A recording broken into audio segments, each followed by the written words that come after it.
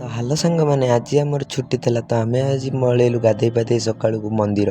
ତ ଆଜି ଆମେ ଆସି ପହଞ୍ଚିଗଲୁ ମନ୍ଦିର। ଗୋଟେ ମନ୍ଦିର ଭିତରେ ଯାଇ ସବୁ ଦେବାଦେବୀଙ୍କୁ ଦର୍ଶନ କରିବୁ।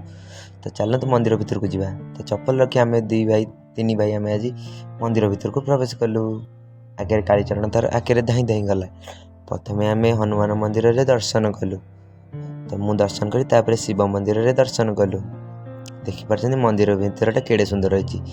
ଏଠି ଦେଖିପାରୁଥିବେ ସାଇବାବାଙ୍କୁ ବି ଦର୍ଶନ କଲୁ। ଏଠି କୃଷ୍ଣ ଭଗବାନଙ୍କୁ ବି ଦର୍ଶନ କଲୁ। ଦେଖିପାରୁଛନ୍ତି ଗୋଟେ ମନ୍ଦିର ଭିତରେ କେତେ ସାରା ଠାକୁର ଅଛନ୍ତି। ଚାଲନ୍ତୁ ଦେଖିବା ଆହୁରି କେତେ ଠାକୁର ଅଛନ୍ତି। ସବୁ ଦେବାଦେବୀଙ୍କୁ ଦର୍ଶନ କରିବା। ଦେଖିପାରୁଛନ୍ତି ଏଠି ଦେଖନ୍ତୁ କେତେ ଦେବାଦେବୀ ଅଛନ୍ତି। ଆଉ ମନ୍ଦିର ଭିତରେ ଖାସ କରି ଗୋଟେ ବଡ଼ ଗଛଟିଏ ଥିଲା। ତ ଗଛ ଭିତରେ ଆମର ବିଲେଇ ରହୁଥିଲେ, ଆଉ ବହୁତ ପଶୁପକ୍ଷୀ ମଧ୍ୟ ରହୁଥିଲେ।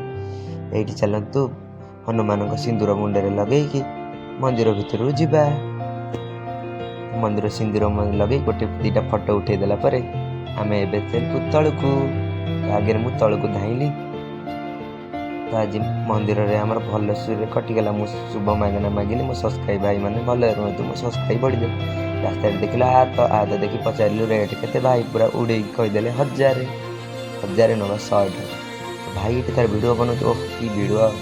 ତ ଆଜି ଆମେ ପହଞ୍ଚିଗଲୁ ଆସିକି ହୋଟେଲରେ, ବେଫିକ୍ ହୋଟେଲରେ ଯାଇକି ବସି ଆମେ ଏବେ ଏକ ବିରିୟାନୀ ଅର୍ଡ଼ର କରିଦେଲୁ। ଗୋଟେ ଫ୍ୟାମିଲି ପ୍ୟାକ୍ ବିରିୟାନୀ ଅର୍ଡ଼ର କରିଦେଲେ।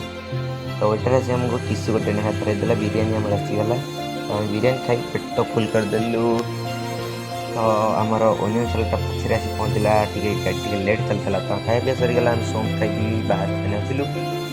ବାହାରକୁ ଆସିକି ଏଇନା ଆମର ବିରିୟାନୀ ବିଷୟରେ କଥା ଚାଲିଥିଲା। ହଁ ଭଲ ବିରିୟାନୀ ଥିଲା। ପରେ ଆପଣମାନେ ବି ଆସି ଟ୍ରାଏ କରନ୍ତୁ। ତ ରାସ୍ତା କରେ ଗଣେଶଙ୍କ ମୂର୍ତ୍ତି ପୁରା ଭରପୁର ଥିଲା। ବହୁତ ସୁନ୍ଦର ସୁନ୍ଦର ଗଣେଶ ମୂର୍ତ୍ତି। ତ ଆପଣମାନେ ଆସି ଗଣେଶ